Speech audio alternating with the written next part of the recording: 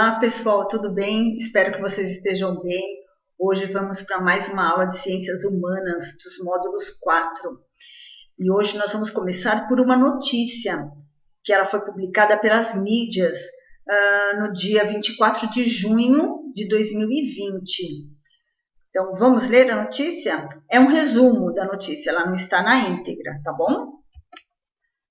A Lei do Saneamento Básico criou uma nova referência regulatória do saneamento básico brasileiro e estabeleceu o Plano Nacional de Saneamento Básico, com o objetivo de universalizar os serviços de abastecimento de água e saneamento até o ano de 2033.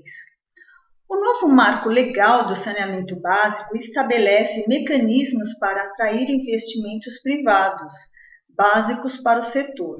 Com aprovação pelo Senado, a matéria teve 65 votos favoráveis e 13 contrários. O texto segue agora para a sanção presidencial.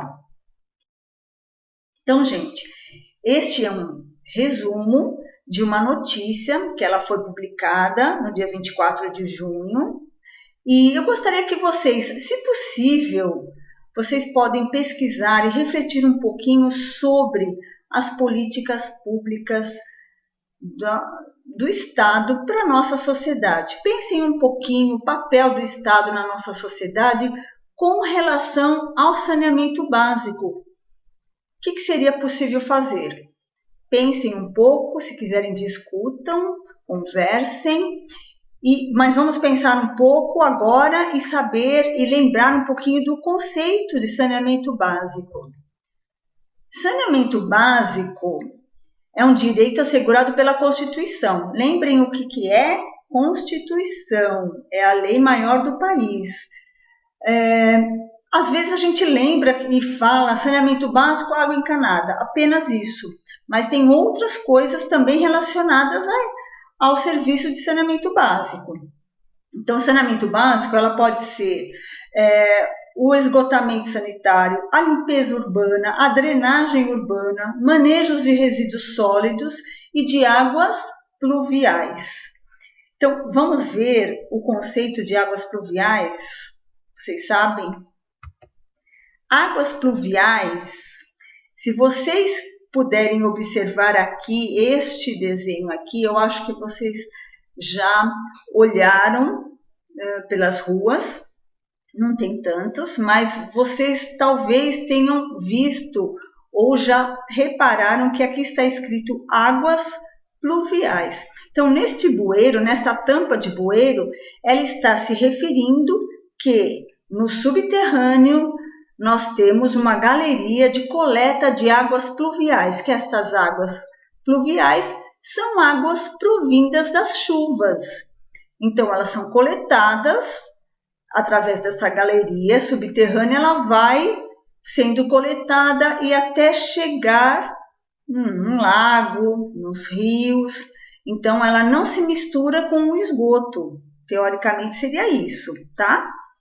Aqui nós temos um outro desenho, uma outra representação desta coletagem das águas das chuvas, que poderia ter sido feita por uma residência, né? E aí você passa pela galeria pluvial e essa água coletada.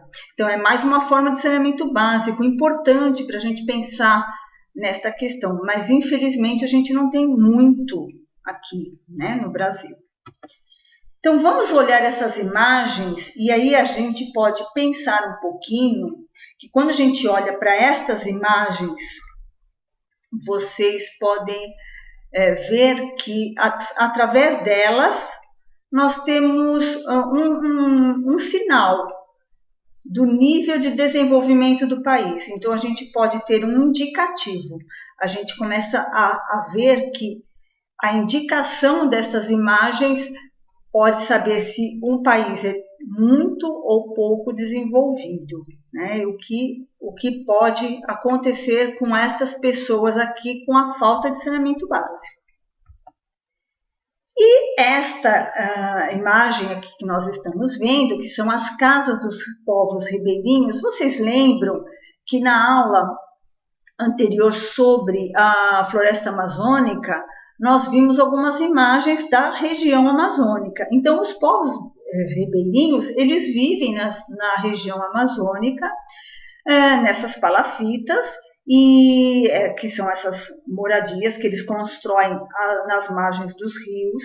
Só que os povos ribeirinhos, eles estão muito mais distantes de políticas públicas do que outros povos que vivem próximos de regiões dos centros urbanos, né? Então, eles estão muito mais destituídos de estrutura, de saneamento básico, de energia elétrica, de serviços de saúde, né?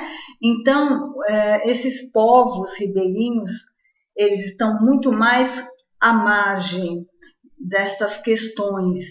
Então, para vocês terem uma ideia, nós temos aproximadamente 10% da população que vive na região norte do país, que é a região que nós já estudamos, tem água encanada. O restante não. Então, 10% é bem pouco, né? E a gente tem que pensar que mais de 33 milhões de pessoas, de brasileiros, não têm água encanada. Tá? Então, é uma forma da gente pensar e refletir um pouco sobre a notícia que nós vimos logo no comecinho do vídeo. O que o governo ele está fazendo, o que é importante fazer e realmente o que vale a pena ser feito, tá? Se vale a pena pensar nessa questão também de iniciativa privada, como vai funcionar. Isso é importante a gente saber, os dois lados, tá? Agora vamos para as questões e a gente deve fazer no caderno, tá bom? Vamos lá. Essas atividades deverão ser feitas no caderno, então vocês vão observar que nós temos duas palavras, essa palavra aqui, pluviais, e esta daqui, palafitas. Vocês vão copiar estas frases que vocês têm aqui, vocês vão ler e escrever ao lado a palavra que corresponde à frase. Então, a primeira frase: construções às margens dos rios. Vocês vão colocar se elas são pluviais ou se são palafitas. A mesma coisa para a segunda: águas vindas das chuvas, construções características da região amazônica e podem ter tubulações próprias. Então, vocês vão escrever apenas as palavras ao lado no caderno. A próxima questão, a segunda, nós lemos uma notícia sobre a Lei de Saneamento Básico. Sabemos que ela é muito importante para o desenvolvimento social do país. Agora vem a pergunta: para as populações ribeirinhas, quais os benefícios que o saneamento básico pode trazer? Então, vocês escrevam o que vocês acham que é bom para eles com relação ao saneamento básico. Lembrem o que é, tá bom?